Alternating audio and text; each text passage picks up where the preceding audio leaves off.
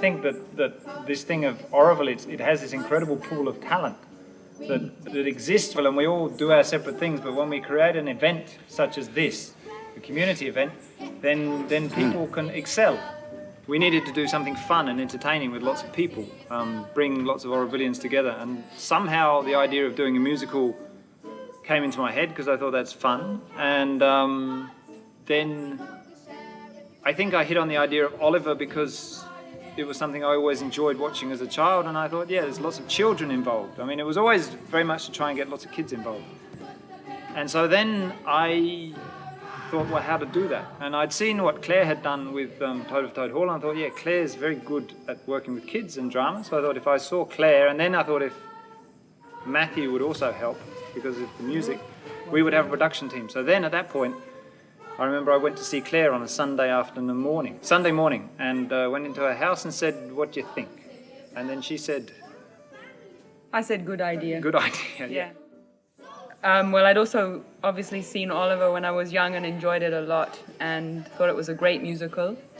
And it sounded like it would be a lot of fun to work on it, and I liked the idea of working with the other people who Paul suggested.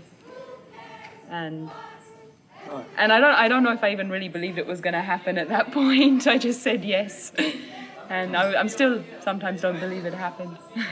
After I'd seen Claire, I'd said to her, look, if we can get Matt to do this, then we'll be able to do it. And then I met him in Orelec car park. Hey, Matt, I said, what about doing Oliver as a musical? I was a little skeptical at first, but then I thought it was a really good idea. I can't say why exactly, but I had a good feeling about this, and I thought if we had the right kind of team that we could do this together.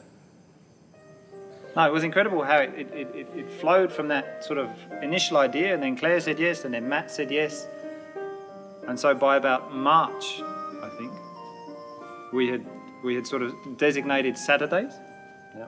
Saturday mornings as the audition times. And then how did it go when you took it to the kids and asked them? Well, at first it was very popular. We thought we'd have too many kids do it, but at the same time we told them that it was kind of a serious commitment that they had to make, that take quite some of their time and also their holiday. I think at that point we took the script of the movie and readapted it to the theatre. We had the lines that were on the internet, and so I took those and then readapted that and made some scene changes and saw how it could run as a theatre play. Which was interesting to do that, because you could already start to visualise some of the sets and some of the scenes and how it would start to run. But most of it was kind of organised by July. And Matt, you took the music and started rearranging it. I mean, basically the first step for the music was to find the appropriate keys for the singers to sing, that they were comfortable with singing those songs.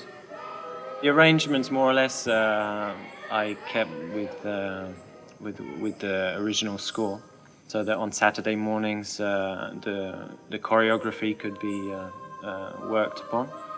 The choir was another interesting thing, where they'd learned the songs on a Saturday morning with Nuria and Matt, and only in the last 2 weeks did they even sort of touch the actual theatre production. We'd talked about it, but we hadn't really even thought it through. And when they came on the stage, then we gave them small directions.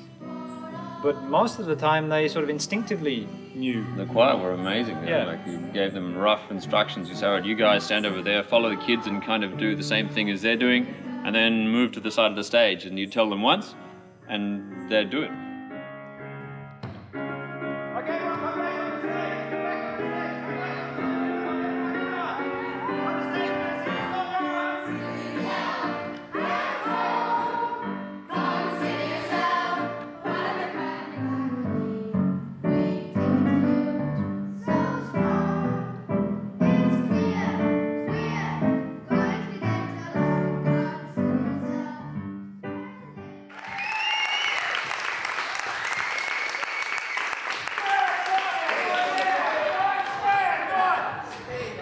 And we came up with a situation where Anandi had come and said that she, even though she knew she was very young, wanted to audition for Nancy. And at the same time, I was thinking that Claire could play Nancy.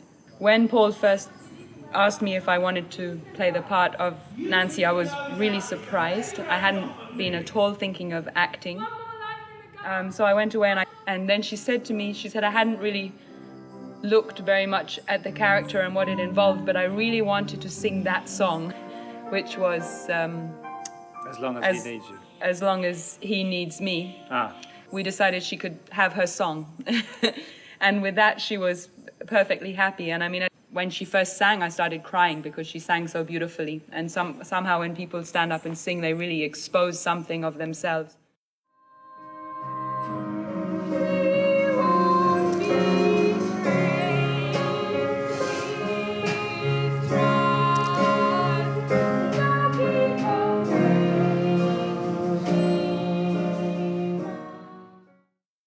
So Norman came in as the principal acting coach, as it were. He's got vast experience of 50 years in theatre.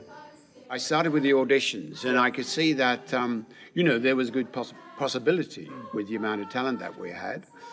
The first thing that I saw was with inexperienced people was that you have to stop them from acting, because they're acting from the outside and not from the inside. And all acting should come from the inside. Right. Okay, so that was the first thing I wanted to do, was to get rid of all the gestures and all the looks, and then we could talk about the characterizations and allow people to develop their own idea of the characters, but at the same time try to guide them in the right direction. So that was mainly what I was trying to do. Okay, so then you're going to the courtroom with them. Okay. Yeah? Right. Okay, do we do it for first? So Srini, you don't go to the courtroom? Your job's finished? Yeah. So when and Jesse, you came in halfway through August? Something like that. You came in and gave your amazing sort of detail touch, you know? I like working with kids, and I've worked with kids a lot in Oroville, and kids are great to work with because they're full of power and full of beans and full of energy. 10 more minutes. All right. Francis, you start with, can you identify this boy's name? Just turn the whole...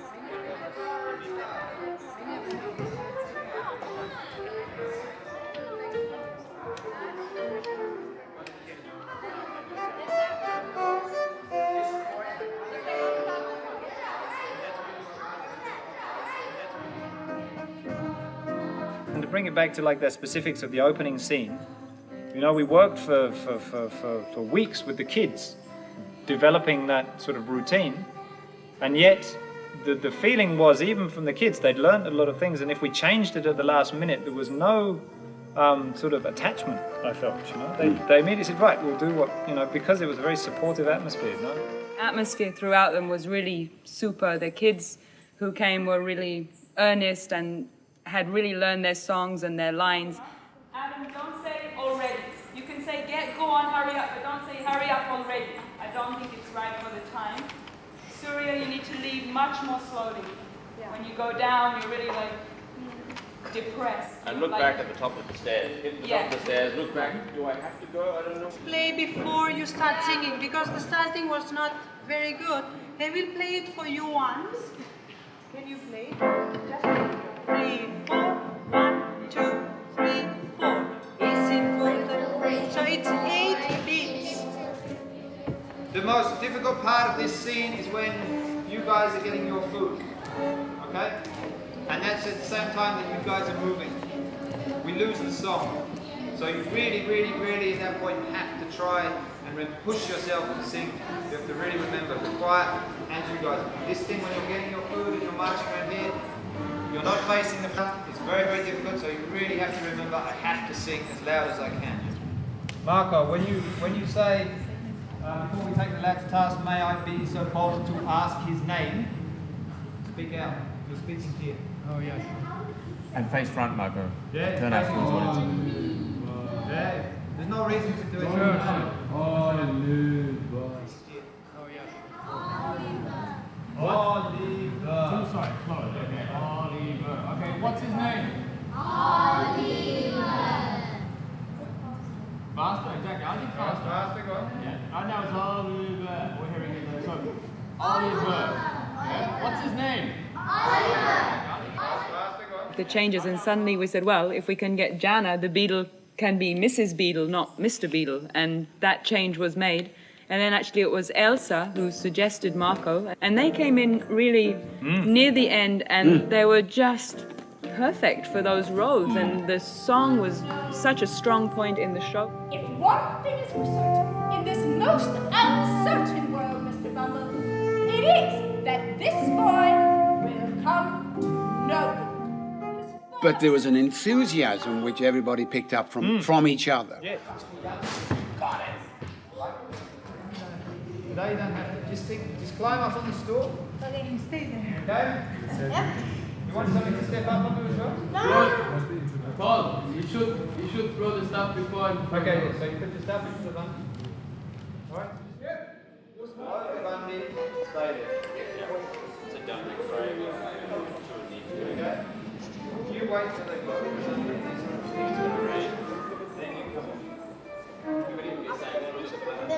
Okay, we're going to get ready for scene 3. So if you can get ready for scene 3.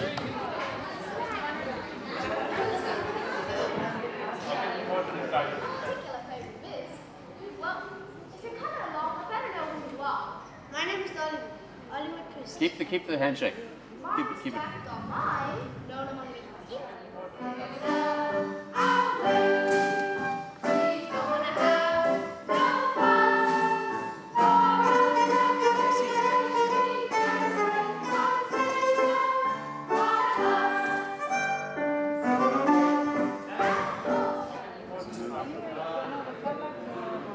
But I think Jesse's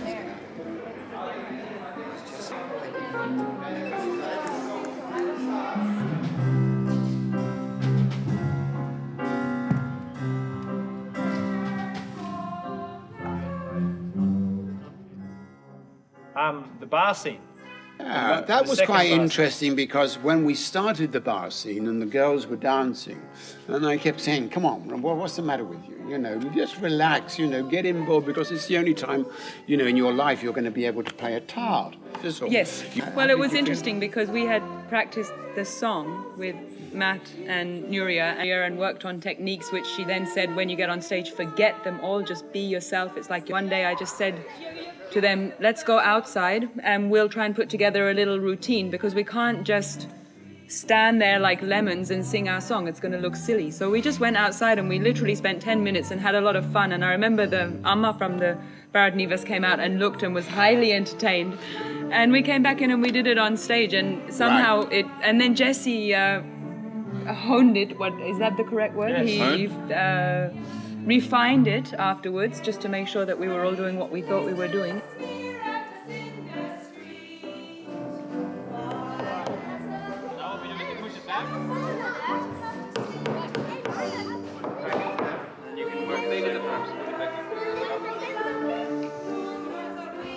And then the final scene. The final scene was a mystery for everyone until perhaps 3 days before the show, particularly how we were going to end it. We did that on purpose, so We that did the that on- press wouldn't reveal the Exactly. ending. Well, we That's also- what people are paying for. Well, yeah, we like to keep it sort of improvised at the last moment. And actually, I'd written some really terrible lines just to sort of finish it off. I had Jesse come in and sort of say, right, this is jolly good around here, or something. He had a long speech. I know, but it was Yeah. total wash. I just wrote it to finish the play so I could give people the script. You wanted a happy ending. I definitely wanted a happy ending. I thought it was important that we had a happy ending. I also thought it was important that Bill Sykes as a character, particularly as I saw the play develop and the way Krishna was playing it in a very physical, vital manner, that I felt the kids would have to demystify him for themselves. I really felt it was a performance with the children, for children. I didn't want kids going home thinking, God, there's a sort of scary man out there. And so I personally thought it was important that the kids defrocked Bill Sykes, and that was always what I was aiming for. And I had very elaborate kind of ideas of swinging bags of flour across the stage and knocking him over sideways and things like that. Setting him on fire. But we Setting on decided fire, that was, hanging him. But We had you one know- idea with a pulley where we were yeah, going to hang him up exactly to the right. top. The explosives, the bows Yeah. and arrows, all this. For some reason, All of Krishna it. didn't go for it. Fleshed out some very simple idea, and then I remember sort of saying to Krishna, and Krishna at this point, I don't want anything more, no, Paul, keep it simple. This is like a day before the Yeah. opening. Yeah, really. Krishna, just try it once, and he tried it, and Otto sort of tried it very gamely, I thought, because I knew their situation, the guy comes in and starts tampering with things at the last moment. And they did it once, and they kind of said, okay, it was good, but the actual effect of it was, I thought, was fantastic. Just to hear from backstage when Otto as Fagin went forward and sort of said, so Bill, you're not leaving after all. And the whole audience had this incredible laughter. That line really Yeah, it was surprised great. me. It was this, it satisfied the audience exactly what they wanted, It was a bit of a... So, Bill, it seems you're not leaving. Maybe you can give me back what you have taken. Children? And you, Fagin, are you with us? Can somebody change? It's possible. Maybe it's strange, but it's possible.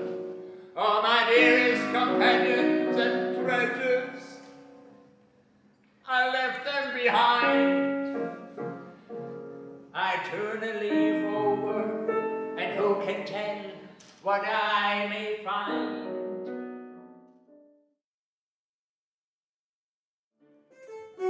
Consider yourself at home. There's a lot of people that criticize Orville as somehow not living up to Orville's ideals, but for me, a production like this, it takes, from my standpoint, it takes me back to the ideals of Orville as I understand them. In this circumstance, we suddenly found ourselves in a group of people who are all operating in an entirely selfless way, and I had a feeling from myself, and I think from everybody else, that we would have all been there 24 hours a day, sleeping in the theatre, working all day and all night, just because we felt so supported from the presence and contribution of every person there. The attitude of all the people in that group created a feedback loop that made you feel like you would have given anything.